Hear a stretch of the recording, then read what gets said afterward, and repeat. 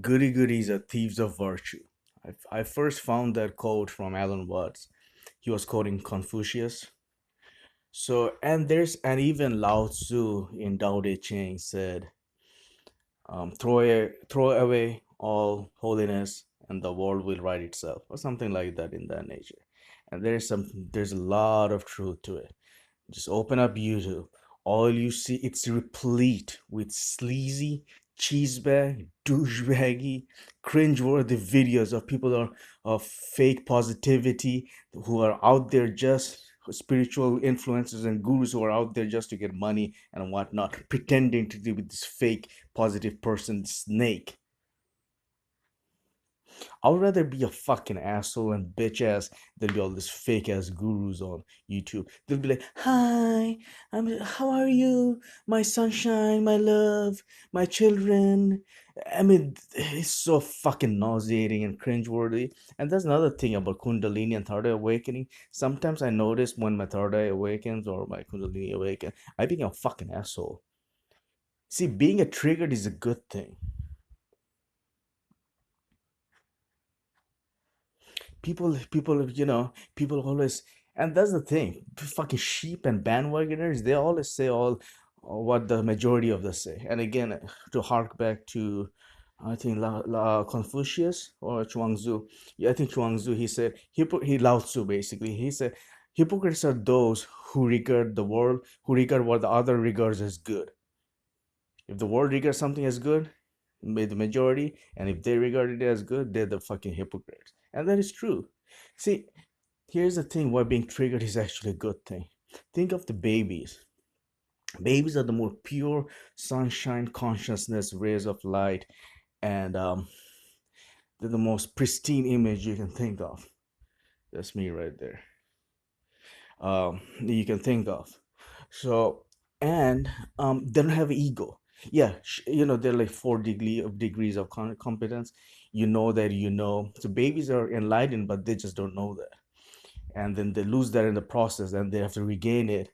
And when they regain it, then you come to a stage in the later years when you're 60 or 80 or whatever. You know that you become like Lao Tzu or whatever. So, anyways, babies are pure joys of sunshine and sunlight and bursts of sunshine and light consciousness. They don't pretend. If there is this big scary guy with beard or whatever like me or whatever comes to you, they'll recoil. They'll if they get sense of bad vibration, they'll recoil. If they don't like something, for the most part, if a snake comes or something like that, they'll recoil. I used to do that, like and for some, and I saw babies do that. I mean, yeah, they say babies don't know right from wrong, good from ugly, but at the same time, they can sense, kind of like dogs, but they can sense negative energy, negative vibes. So they don't go and sit there and say, "Oh, all is Brahman, all is one, all is love.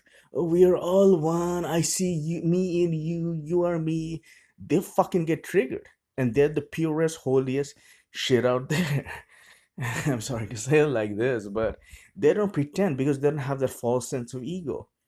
They don't wear their mask. So if they don't like something, they'll just cry. And if they like something, they'll laugh. And what happens after Kundalini or Third Eye Awakening, people drop their false sense of self. And yes, you don't want to be in that state of assholeness or trigger state all the time. But at the same time, it's important you realize why you do that. Because all your life, you have been acting you have this wearing this facade, this fake self, pleasing other people. Even if they don't like something, you have to pretend that you like that and all those things. And finally, Kundalini is kind of like the movie Venom, with Tom Hardy. So you get possessed like this monster, and Jordan Peterson says makes friends with the monster. Integrate your shadow, and you become friends with the monster, and it's almost like you become possessed, and the monster has its own whims and thing, and it's not going to tolerate the moment if the moment it can sense some negative fakeness uh, miles away. And that's why those fake positivity is actually the negativity. So that is why the being triggered is a good thing. People say, "Oh, he's a Karen, he's a triggered." Yeah, but she's not fucking pretending to be someone who she is not. She's not being a fucking hanger on and a fucking yes man and people pleaser doormat and pretend you're clucking away with others, nodding their teeth whenever even being this fake, authentic, inauthentic self. So I mean, yeah.